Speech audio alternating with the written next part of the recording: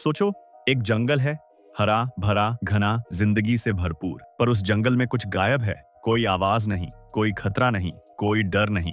और यही सबसे बड़ी मुसीबत है। क्या तुमने कभी सोचा है कि अगर किसी जंगल में सबसे ताकतवर शिकारी ना हो तो क्या होगा? क्या जंगल खुश होगा? क्या जानवर चैन से रहेंगे?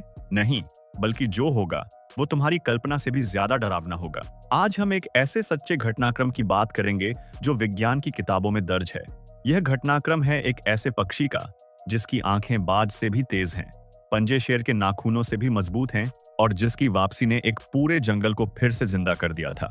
यह है हार्पी ईगल की असली कहानी। अगर तुम जानना चाहते हो कि एक अकेला शिकारी जंगल के पूरे सिस्टम को कैसे बचा सकता है और क्यों कभी कभी बचाने की कोशिश ही गलती बन जाती है, तो इस वीडियो को एंड तक देखो। जो ट्विस्ट आने वाला है वो तुम्हें हिलाकर रख देगा। लेकिन आगे बढ़ने से पहले आपसे एक रिक्वेस्ट है, अगर आप हमारे चैनल पर नए हैं तो इसे प्लीज सब्सक्राइब जरूर कर लीजिए और अगर वीडियो अच्छा लगे तो लाइक करना मत भूलिएगा। हार्पी ईगल, जंगल का असली राजा। हार्पी ईगल दुनिया का सबसे बड़ा और ताकतवर उड़ने वाला शिकारी पक्षी है। इसके पंख 2 मीटर तक फैले होते हैं और पंजे भालू के नाखूनों जितने मजबूत होते हैं। यह एक झपट्टे में बंदर या हिरण के बच्चे को उठा सकता है। सेंट्रल और साउथ अमेरिका के वर्षावनों में पाया जाने वाला यह पक्षी पूरे जंगल का संतुलन बनाए रखने वाला प्रहरी है। पर हार्पी ईगल अब खतरे में है। जंगलों की कटाई और शिकार की वजह से इनकी संख्या तेजी से घट रही है, जिसका गहरा असर पूरे जंगल पर पड़ता है।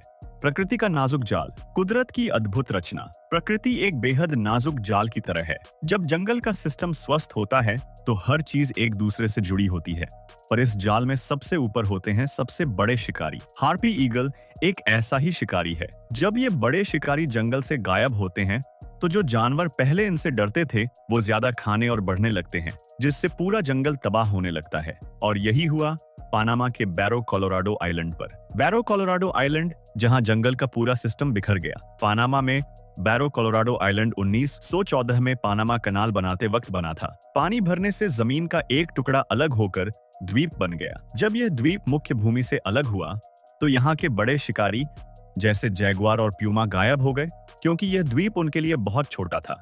शिकारियों के जाते ही बंदरों की आबादी तेजी से बढ़ने लगी। हावलर और स्पाइडर बंदरों ने जंगल के ऊपरी हिस्से यानी पेड़ों की छतरी को खाना शुरू कर दिया।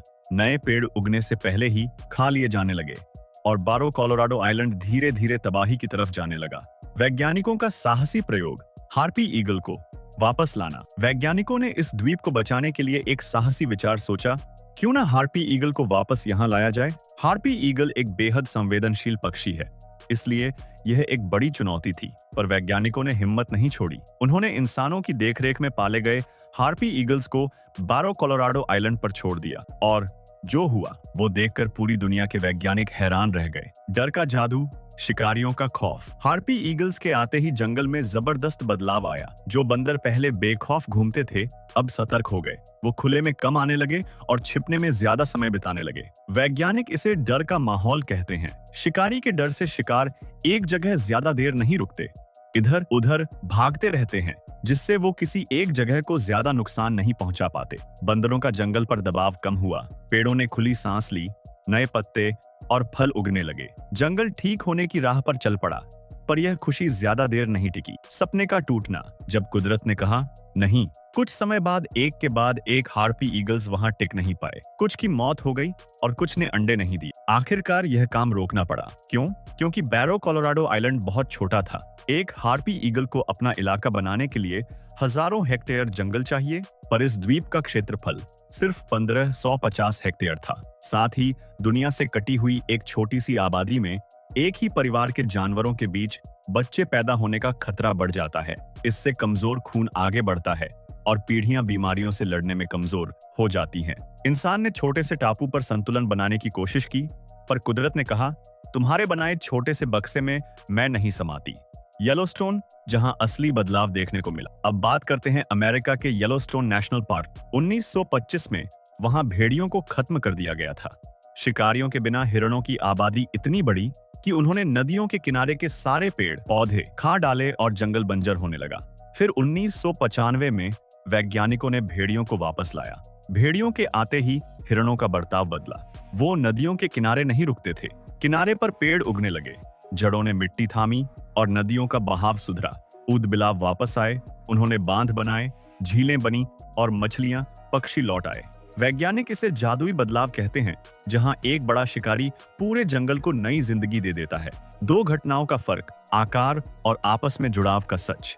येलोस्टोन में भेड़ियों की वापसी इसलिए सफल हुई क्योंकि वहां लाखों एकड़ का विशाल जंगल था, उन्हें अपना इलाका और अलग अलग नस्लों का खून मिला। पर बैरो कोलोराडो आइलैंड में हार्पी ईगल की वापसी इसलिए नाकाम हुई क्योंकि वो एक छोटा और दुनिया से कटा हुआ टापू था। सिर्फ एक बड़े शिकारी को जंगल में छोड़ना काफी नहीं है, उसे पनपने के लिए बड़ी और आपस में जुड़ी हुई जगह चाहिए। अगर जंगल टुकड़ों में है तो उसे पहले जैसा बनाने का सपना अधूरा रह जाता है। बिल्कुल सुरक्षित होने का खतरा, प्रकृति का सबसे बड़ा विरोधाभास। जब जंगल में कोई शिकारी नहीं होता तो जानवर बिल्कुल सुरक्षित हो जाते हैं, और यही बिल्कुल सुरक्षित होना जंगल की मौत का कारण बनता है। घास खाने वाले जानवर जंगल को अंदर से खोखला कर देते हैं। डर और संघर्ष हर जीव के लिए जरूरी है। जंगलों को बचाने के लिए उनका आपस में जुड़ा होना बेहद जरूरी है। इससे जानवर एक जगह से दूसरी जगह जा सकते हैं, अलग अलग नस्लों का नया खून आगे बढ़ता है और प्राकृतिक आपदा के समय बचाव हो सकता है। वैज्ञानिक जानवरों के आने जाने के रास्ते बना रहे हैं, पर इसके लिए इंसानी सोच में बदलाव जरूरी है कि प्रकृति के लिए जगह छोड़ना जरूरी है। इंसान की सबसे बड़ी गलती, जंगलों का टुकड़ों में कटना। आज दुनिया भर में सबसे बड़ी समस्या है जंगलों का टुकड़ों में बंट जाना। सड़कों, खेतों और शहरों की वजह से जंगल छोटे छोटे टापू बन गए हैं। इन टुकड़ों में बड़े शिकारी नहीं रह सकते और शाकाहारी जानवर बढ़ने से जंगल कमजोर होता जाता है। यह धीमी प्रक्रिया है, पर जब तक हम इसे समझते हैं बहुत देर हो चुकी होती है। उम्मीद की किरण, क्या अभी भी कुछ हो सकता है? पर क्या उम्मीद खत्म हो गई? नहीं। अगर सही तरीके से बड़े स्तर पर काम किया जाए तो जंगलों को फिर हरा भरा करना संभव है। येलोस्टोन इसका सबसे बड़ा उदाहरण है। पनामा और ब्राजील में भी हार्पी ईगल को बचाने की कोशिशें बड़े और जुड़े हुए जंगलों में हो रही हैं। भारत में भी जानवरों की बहुत विविधता है। चीता को वापस लाने की कोशिश और बाघों के जंगल एक बड़ी उम्मीद है, पर हमारे जंगल भी सड़कों और शहरों की वजह से टुकड़ों में बंट रहे हैं और जानवरों के रास्ते खत्म हो रहे हैं। हमारे पूर्वज जंगल को देवता और नदियों को माता मानते थे। आज उसी सोच को सिर्फ नीतियों में ही नहीं बल्कि दिलों में वापस लाने की जरूरत है। प्रकृति की रक्षा करना और जंगल के सिस्टम को समझना हम सबका काम है।